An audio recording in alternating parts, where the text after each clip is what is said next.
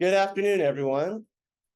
Welcome to another SVA MFA Fine Arts talk. Tonight, I'm really excited to introduce Willie Cole, a contemporary artist who has a really interesting background, which I'll get into in a second. But first, let me enumerate his many professional accomplishments. Willie Cole's work has been included in, or has been the feature of solo exhibitions at the Museum of Modern Art in New York, Bronx Museum of the Arts, Miami Art Museum, Tampa Museum of Art, University of Wyoming Art Museum, Montclair Art Museum, that's in New Jersey, just across the river, College of Wooster Art Museum, James Gallery at CUNY Grad Center here in New York City, Memphis Brooks Art Museum in Memphis, Tennessee, Sarah Moody Gallery of Art at the University of Alabama.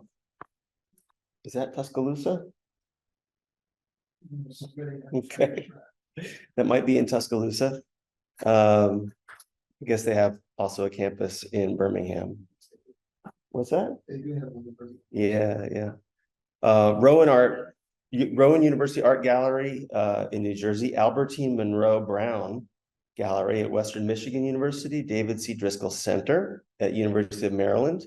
And that was a show that was a survey exhibition that traveled to the Museum of Art at the University of New Hampshire and Arthur Ross Gallery in Philadelphia.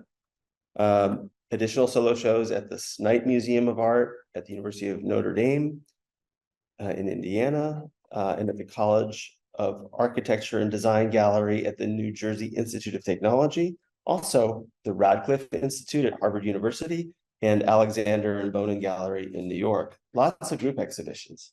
And there's probably lots of more solo exhibitions too that I neglected to mention at various commercial art galleries in London and Chicago and other cities.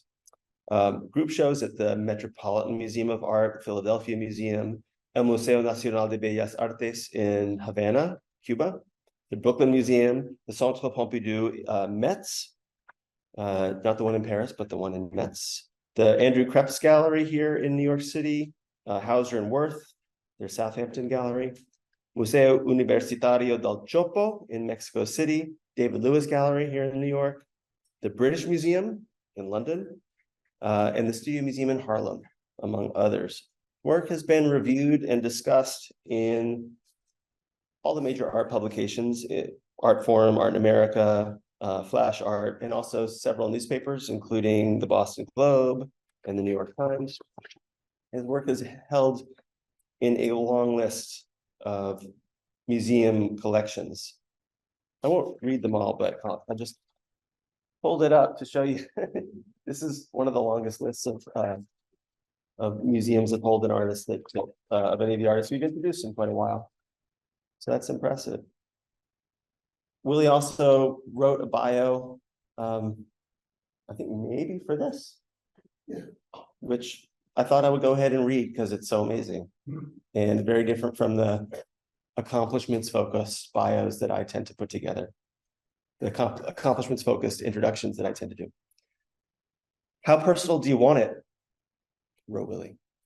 I was born the same year as rock and roll to a Southern migrant worker and a Baptist preacher's granddaughter. I grew up in the hood, but didn't know it. I spent every weekend in the suburbs with my grandmother.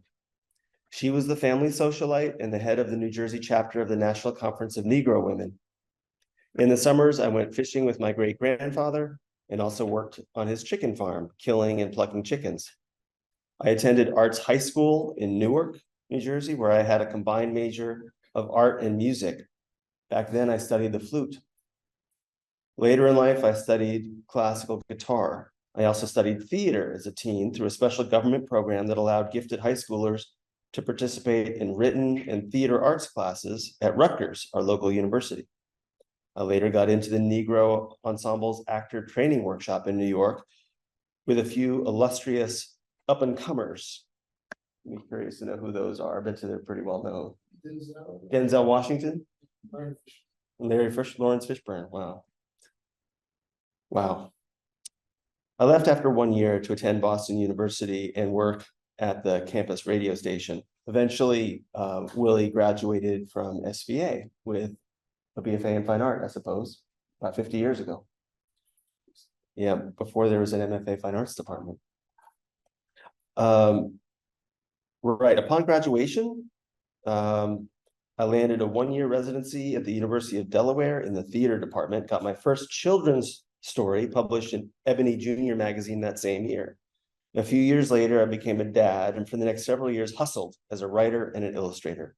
When the digital age was a baby, I got a job as a computer graphics artist. It felt like my first real job. After 2 years, I quit and devoted myself to fine art. Today, I'm a divorced father of 4 and live alone in rural northwestern New Jersey, which, if you can picture it, is a little bit like Western Mass or Vermont or, upstate New York. Beautiful, beautiful up there. Mountainous, right? Yeah. My studio and home share the same footprint. And what a great story and a great reminder that our futures are not defined by the present. Please join me in welcoming Willie Cole. I was in SVA. I'm so used to Lavalier. I was in SVA as a graphic design and illustration major because my high school major was fashion design. My dad was homophobic, so he taught me how to go into FIT. So instead, I came to SVA, and I was an illustrator, designer. So these images show. Once I graduated, this is my business card. It was that deliberately because the 70s was not the best time in America to be a person of color. So if I showed up with a painting of Malcolm X on a business card, I would have gotten to work. So I was a freelance illustrator and hit every publisher, every record label, everything visual in New York, New Jersey, Connecticut, Philadelphia, Pennsylvania. I chose to be a freelancer because when I was here, the school had one motto, which was, what good is a talent if you don't know what to do with it? And then they got a motto that was, our time's called for multiple careers. All my instructors were freelance professionals. I had Chuck Close for painting. I had Jonathan Borowski for sculpture. And they were all encouraging us just to do our own thing, not to get jobs. So it never crossed my mind to get a job. The painting on the right was probably the last painting I did as a student here. But back then it's illegal at the top. I did that on spec for High Times magazine. I wrote a story about cannabis and this illustration and tried to get them to publish it. They didn't push it. But now, since cannabis is legal, I put the word legal on top and I sell it on my website as a poster. I actually have been in some dispensaries in Kansas City as well. But New York discovered me through Scorchy in Kansas. I was carrying my paintings around in the 70s, late 70s. I couldn't get anywhere with it because I wasn't a graffiti artist. I wasn't even a neo-expressionist. I was more of an impressionist style painter or a realist painter. So I switched to sculpture at that point. And my sculpture began in 1988 as artist in resident at Studio Museum in Harlem. Scorching came the soul plate or the hot iron bottom with those steam patterns. #1 icon, but the museum didn't want me to scorch because I was smoking up the building. So I ended up doing that at home. Let's go next slide. Okay, so this was my first New York press here. Unfortunately, this was Andy Warhol's magazine, Rolling, what's it called? Interview magazine. So I made it in it just before the magazine disappeared. I like to say that Jean-Michel Basquiat died for our careers. He was like the Jesus Christ of the art movement, I feel, because no gallery in Soho had Black artists in their stable until Basquiat died, and everybody wanted one, unfortunately. It's got a little better today, but not a whole lot better. So the work that I did were these ironing boards with scorch patterns inspired by Zulu shields. Again, with these, I'm using a hot plate and an iron. I take the iron apart, just use the bottom part like a branding iron. And those kind of concepts came to me because of, the whole steam iron thing started because I found an iron on the street that looked like an African mask. So after about 6 months, that iron began to tell me so many things, speaking about the antebellum period and the African diaspora. So all of my iron and ironwork works are about that. I don't have a lot of that stuff in here because that was so long ago. That was in the 80s. But people still think of me. Oh, this is a chance to get dramatic here. People still think, I didn't think of this till now. People still think of me as one of the Scorch. So this is my icon. This icon has taken me, it's changed my life.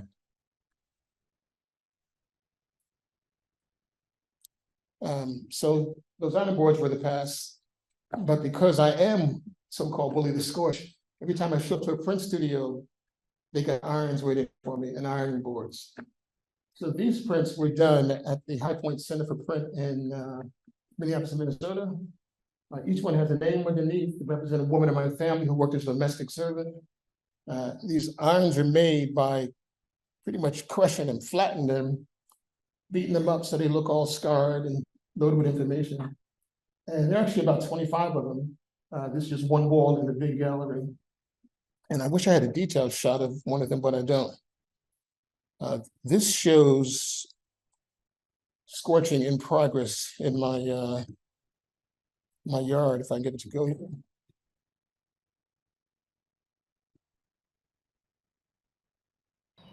So I think you can see the smoke clearly.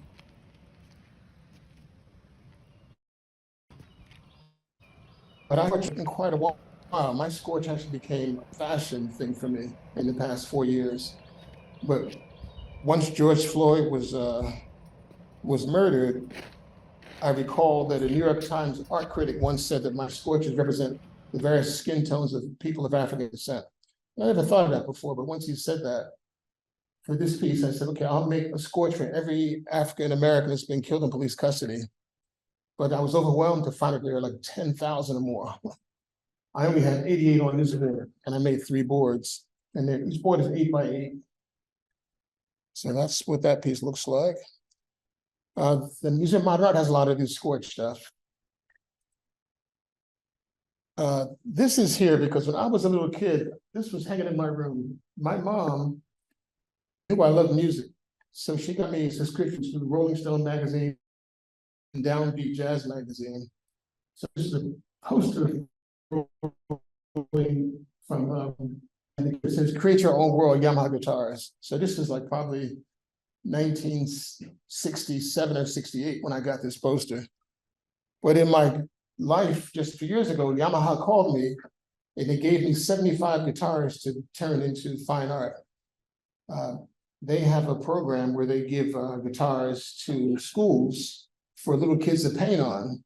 But when they discovered me, they decided they would give me 75 guitars. And I just had to agree to donate part of my proceeds to the art or music school of my choice. And I gave them my alma mater, Arts High School in Newark. So these are called Strummer and Picker. You see, I made another piece out of guitars where I had to cut these curves off, but it's hard to throw stuff away, so I had a pile of guitar scraps. So I made these 2 pieces and these pieces. The one on the right there, like an elephant mask from the camera room, was the first piece I made with guitars. This one is called Joy. I thought about how I go to Asian restaurants and in front of the restaurant, I see a little Buddha like this all the time. So that's what inspired those 2 pieces. This one is called Two-Faced Blues. So this is the front and back of the same piece. Parts that were cut off of the guitars, but everything to make these is from the guitar. Normally I don't cut things up, I use them whole. But for the guitar, I guess if it was wood, I decided to cut off shapes. This one's called Frontman because he's got the fronts, of course. But trying to keep it contextual as well as conceptual by giving titles that relate to what the object is. These are the Yamaha dogs. And all those, oh, and this like, that was all shape.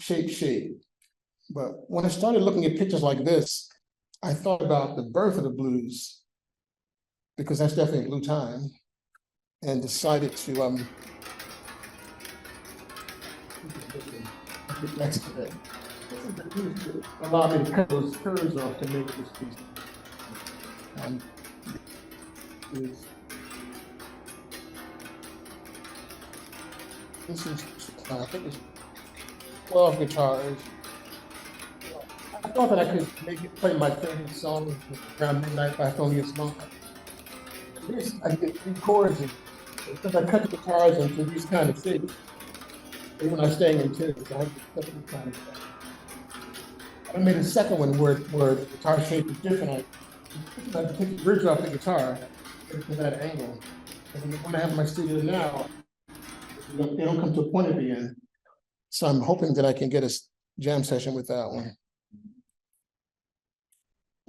So this is how my dealer saw the piece. This is in the studio, but she hung it on the wall like this. And I have to say, when I first conceived the piece, I was thinking of this image of Shiva, dancing across the horizon, Shiva doing a dance of destruction, the Lord of dance and all that stuff.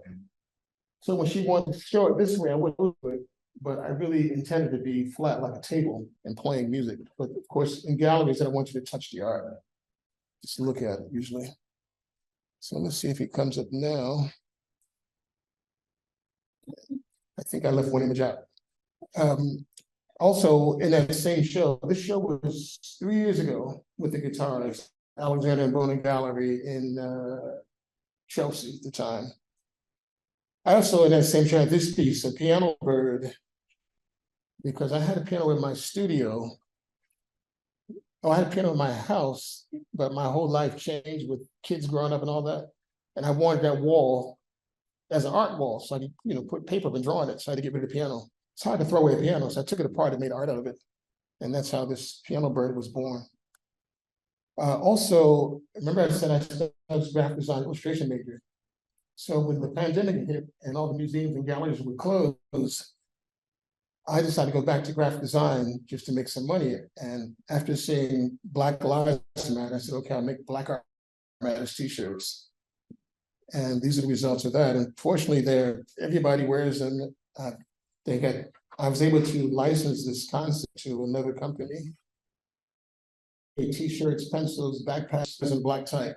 But if you click on Black Art Matters on my website, it takes you to the company that licensed it from me. And they've got everything from, say, caps, pencils, everything.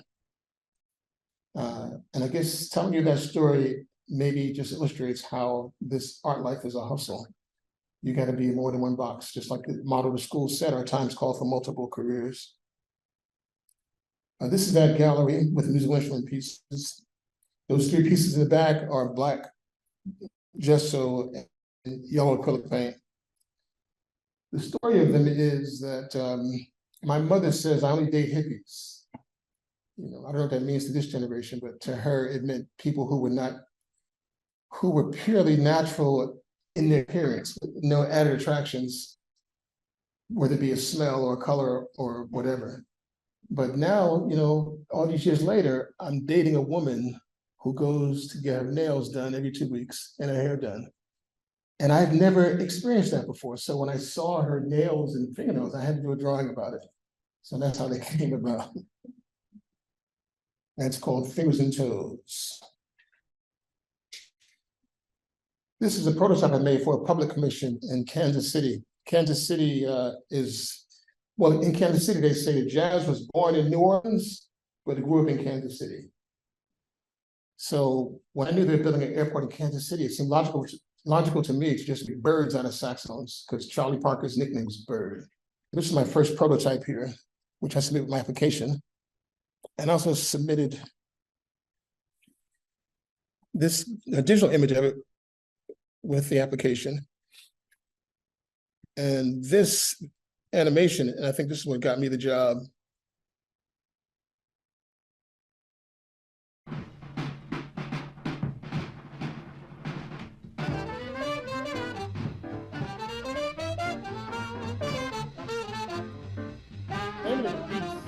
Ornithology, the study of birds.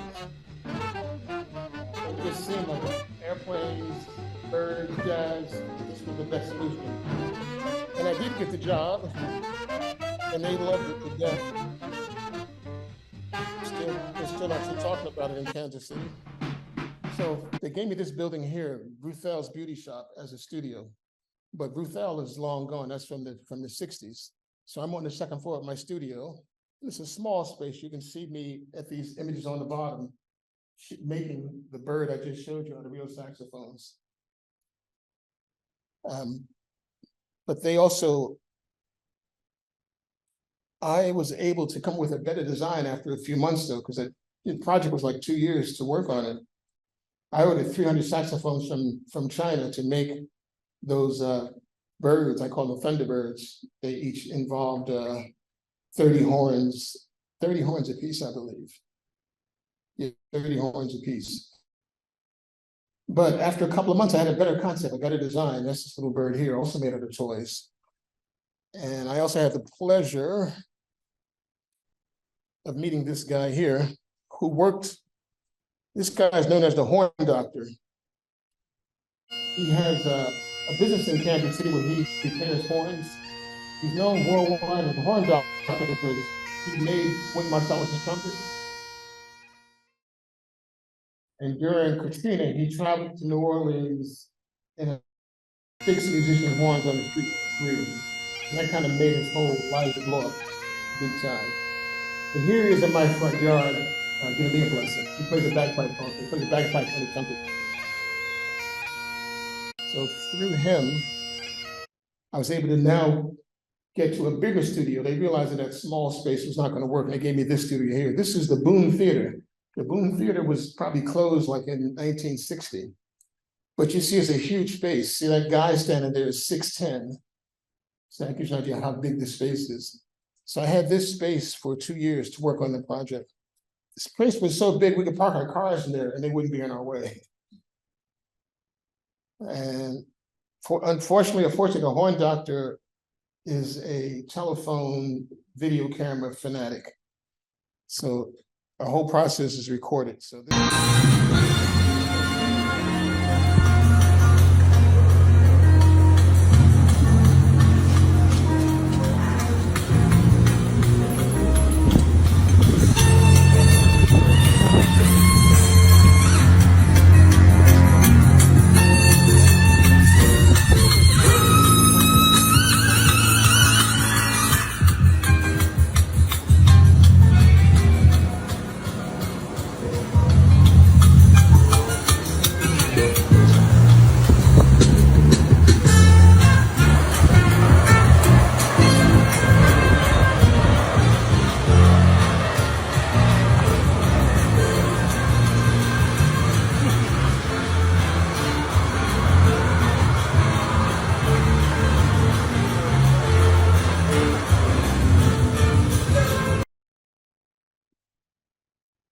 it's just another view of the studio.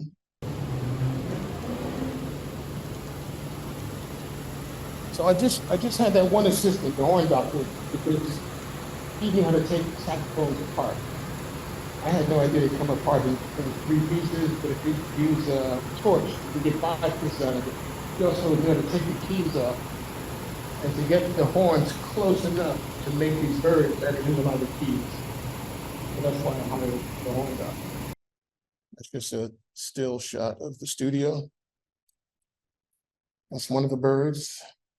We did 2 poses for the birds. This is the front of the studio. Like I said, this building was abandoned until they gave it to me. So you see, they don't even have a good door or a good lock or glass on the door. But we had an opening event at the studio before the piece was taken to the airport. So I thought I would make a short video while whistling ornithology as I walked into the place. That's the Thunderbird with all those colors. I let them do the decor. They put fancy lights on to make them stand out.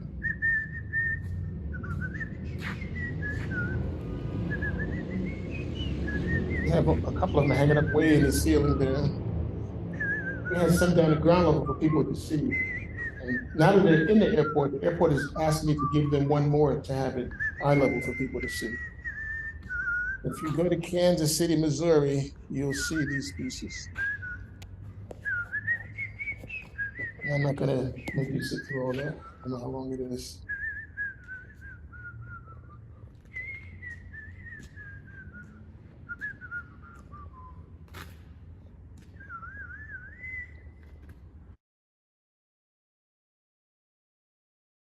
That's just opening event. So this is the install day at the airport here.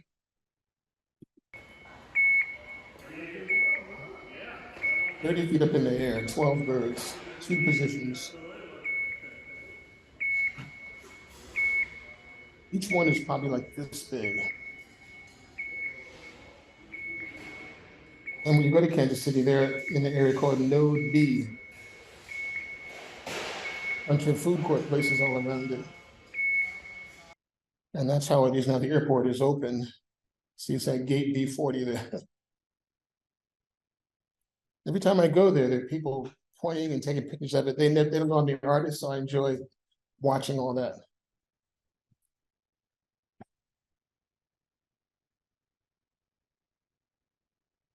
But after Irons, I started with David Bowie, but I should say that I'm a big David Bowie fan also, probably from going to SVA. And when I was a younger person, like in my 20s and late teens, there was a show called Midnight Special on TV that would always have the latest pop and rock stars. And David Bowie was always on there. Each time he showed up, he had a different name. So once he's a Slim White Duke, then he's a Aladdin Sane, then he's Ziggy Stardust. So I kind of took that for myself. That's why I said I was once Willie the Scorch, but here I'm Willie Schumacher because I'm making art out of shoes. So this is me behind a shoe mask. I had a show in New York maybe 4 years ago with these masks. I put them on posts, people can stand behind them and take selfies. You see some on the wall, some in the front there.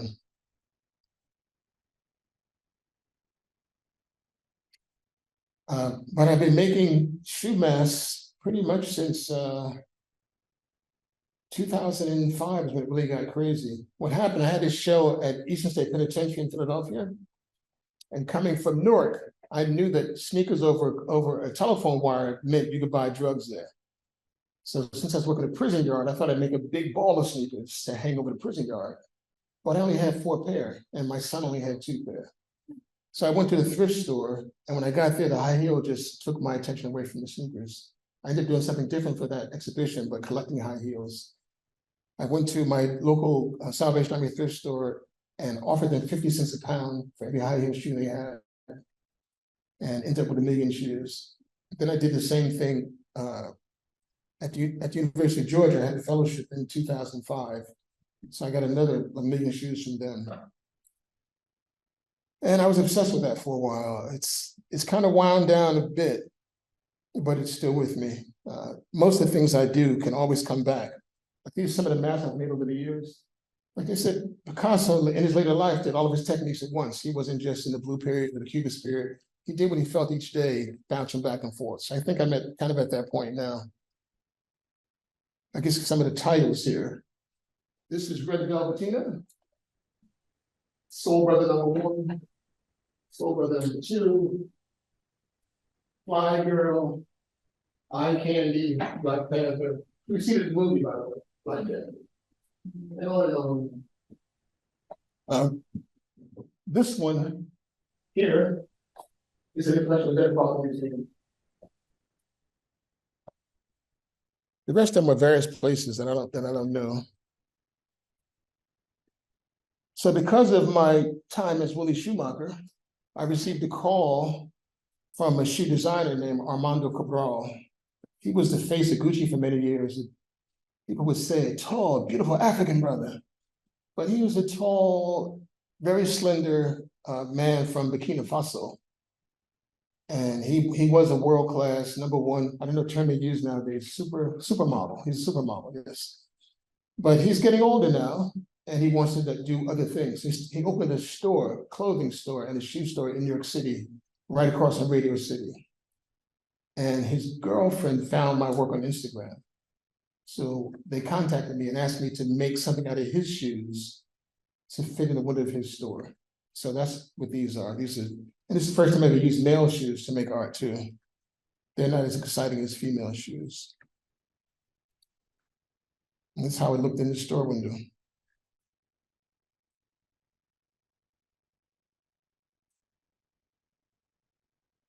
So besides making masks, as you saw with the shoe window display, I make figurative pieces as well, full body. So these are all bronze pieces that are 7 feet tall.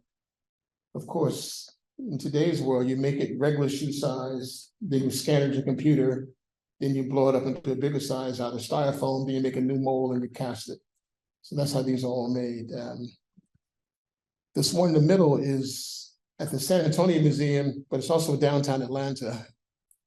The one on the, can you see my cursor? Yes, this one is in Chicago. And the red one is looking for a home, but it's currently in Chicago also. I have a show opening at the Kavi Gupta Gallery in Chicago on November the 18th, and that piece is in that show. So I had an opportunity because now I can't say worldwide known, but people call me a recycler, which I even got an award for recycling, which surprised me. The guy who can make anything out of everything and everything out of anything. So I get a call from this company in Italy called Tod's. Tod's, they make leather goods. They pretty much are worldwide known for their loafer called the Camino loafers. If you don't know them, you've seen them because they're the loaf with little dots on the bottom for the sole. So they participate in a fair in Milan every year called a Salon de Mobile. And all the designers on Avenue of, I don't know what it is in Italian, probably Avenue de Napoleon or something like that. But every designer on that street hires one artist to do their windows and display in their store. And it's always something that they ask you to make, not what you want to make. So they asked me to make furniture out of their product. So they gave me a tour of this warehouse here. This is all leather, AKA all animals, AKA all dead animals. And that was my awareness when I was there because I'm a vegan. And I hadn't thought of the leather as animals until I got in there and saw so much. And right away, I thought about all the death.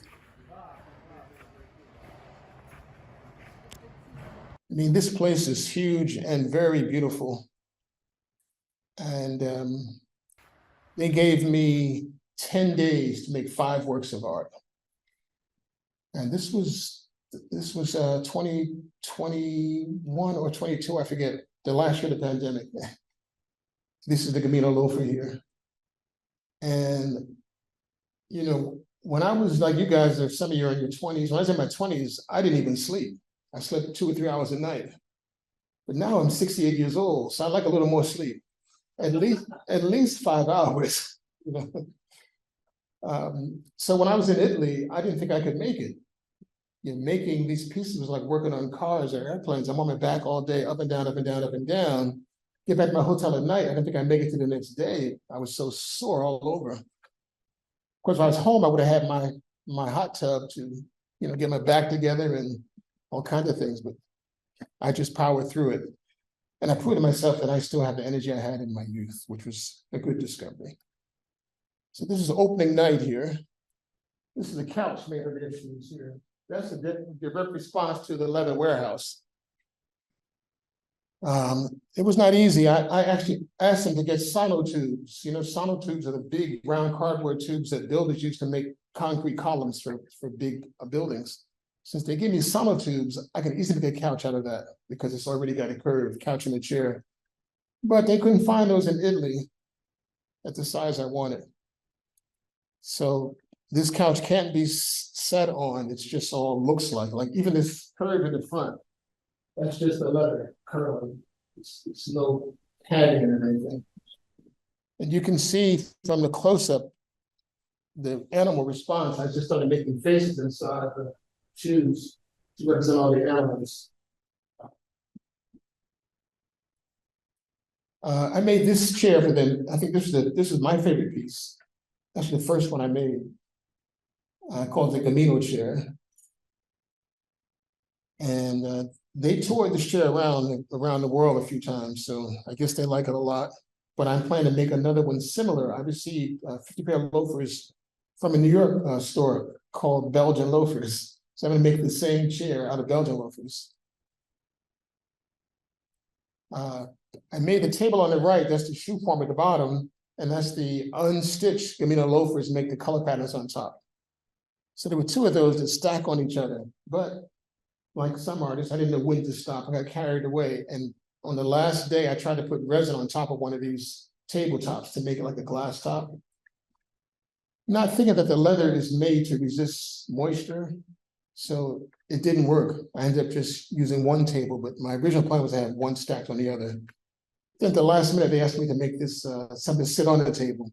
So I took their shoe forms and added these actually handbag parts to make those floral-like things standing there. And it was quite an experience because they were making a video about the whole process.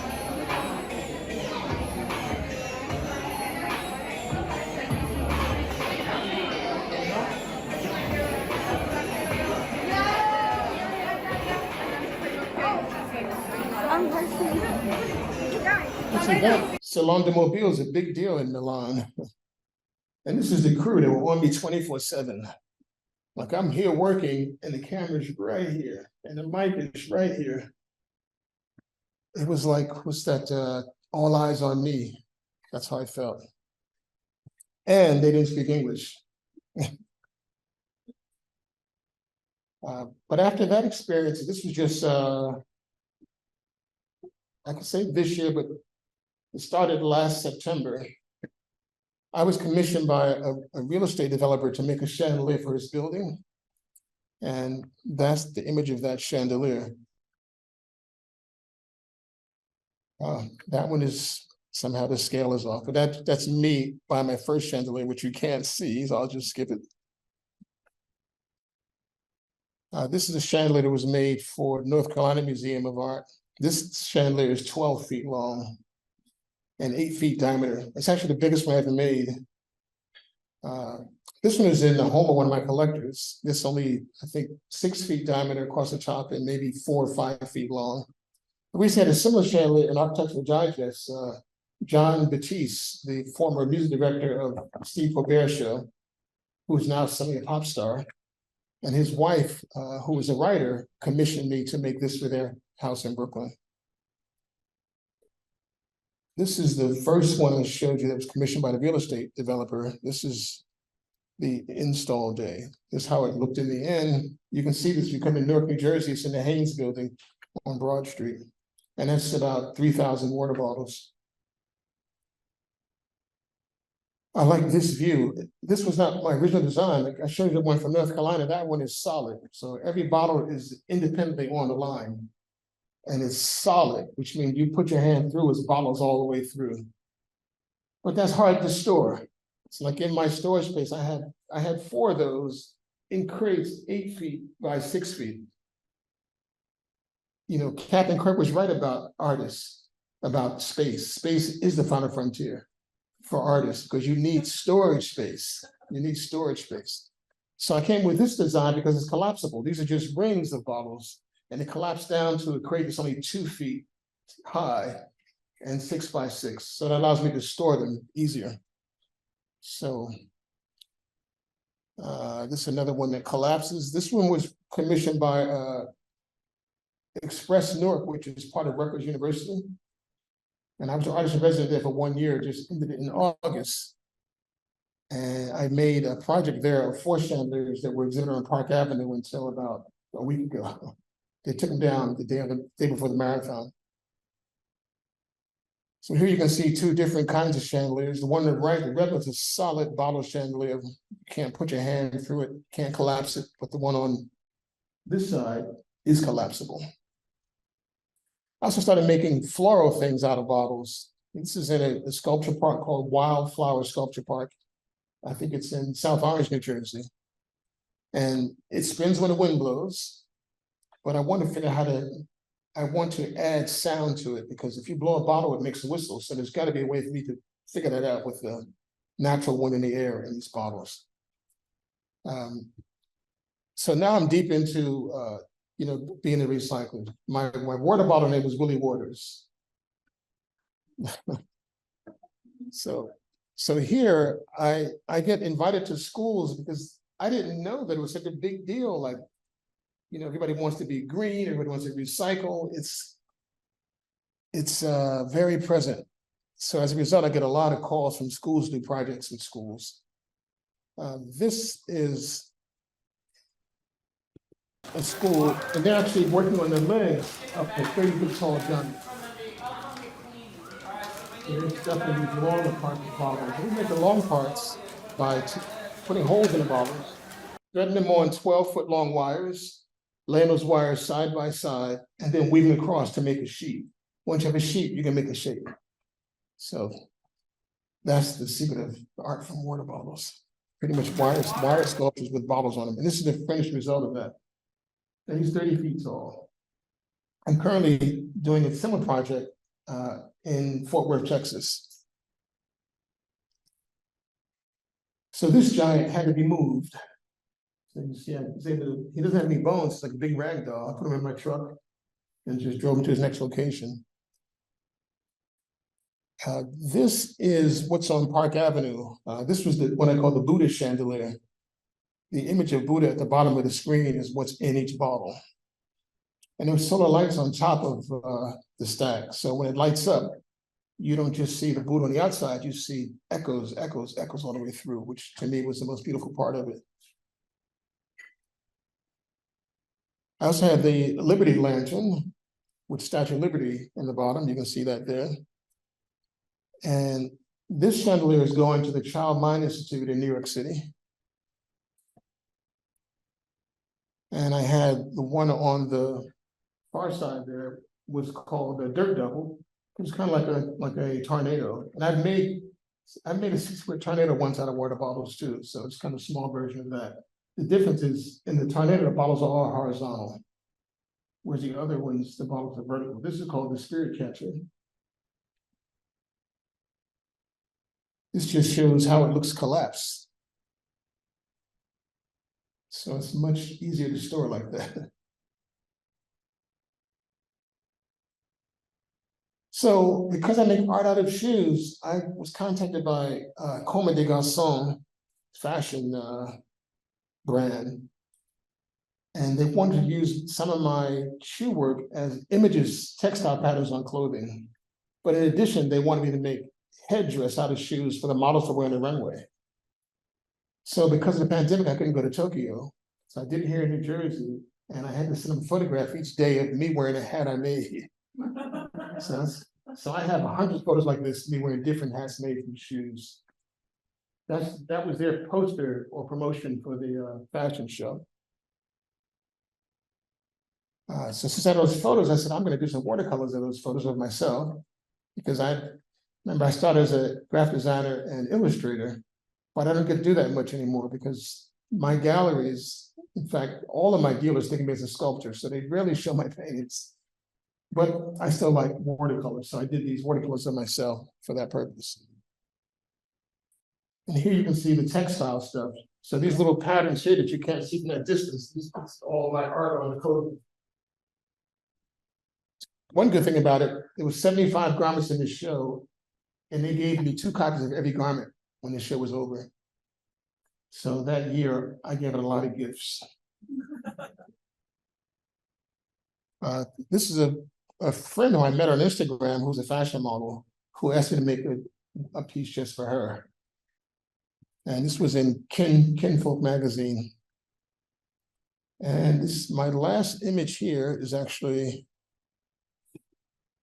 the fashion show.